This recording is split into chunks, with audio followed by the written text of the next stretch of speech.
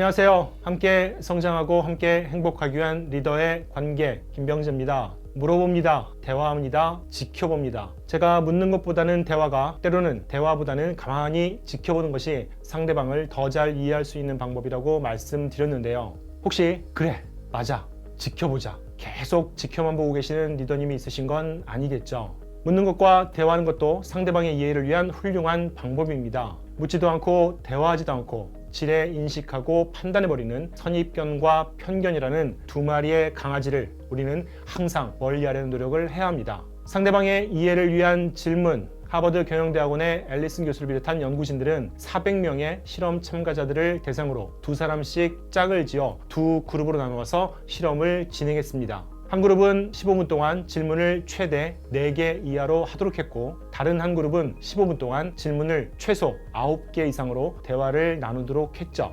연구의 결과는 많은 질문을 받게 된 사람들이 질문을 적게 받은 사람들에 비해 대화 상대방의 관심사에 대한 파악도 잘했을 뿐더러 상대방에 대한 호감도 또한 대략 9% 정도 높아지게 됨을 실증적으로 확인했습니다. 리더님, 말하는 것이 아니라 묻는 것, 질문의 힘에 대해서는 충분히 공감을 하시면서도 이런 생각이 드실 수도 있을 텐데요. 알아, 만나는 사람들을 이해하고 친구가 되기 위해서는 많이 묻고 많이 들어야 한다는 것. 그런데 어떤 걸 물어? 어떻게 물어? 막 물어?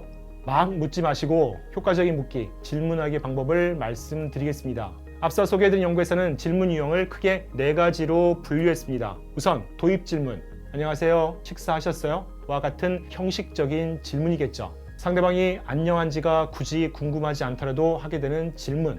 두 번째, 투영 질문. 방금 전에 질문받은 것과 비슷한 내용을 질문했던 상대방에게 다시 물어보는 것이죠. 상대방이 취미를 물어왔을 때, 네, 저는 책 읽는 것을 좋아해요. 책 읽는 것 좋아하세요? 세 번째, 반전 질문. 주제를 완전히 바꾸는 질문입니다.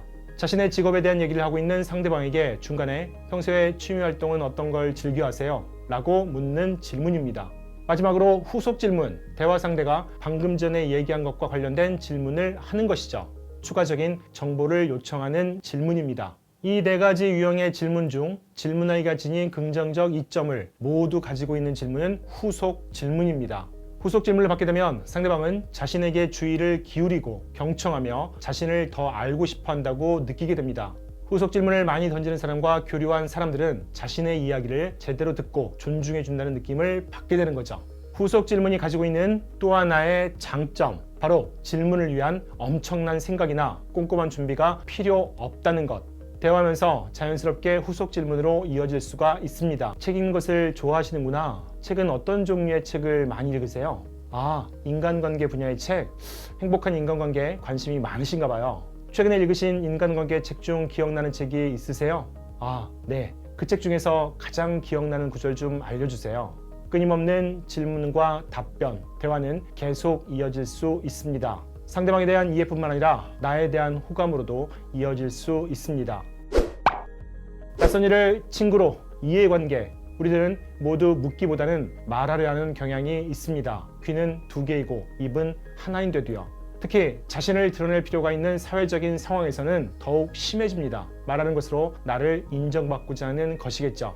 그럴 때일수록 상대방에게 초점을 맞추시기 바랍니다.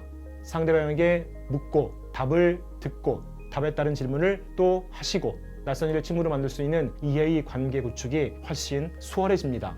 더불어 상대방의 이름을 언급하거나 상대방의 대화하는 스타일에 맞춰주거나 상대방의 말을 긍정적으로 지지해준다면 낯설음은 금세 사라질 수가 있습니다. 무엇이든 질문하라. 인류 역사상 가장 위대한 천재 물리학자 알베르트 아인슈타인의 말입니다. 아인슈타인의 질문에 누가 답을 줄 수 있었는지는 모르겠지만 아인슈타인은 물리학 분야에서만 천재가 아니었던 듯 합니다. 감사합니다.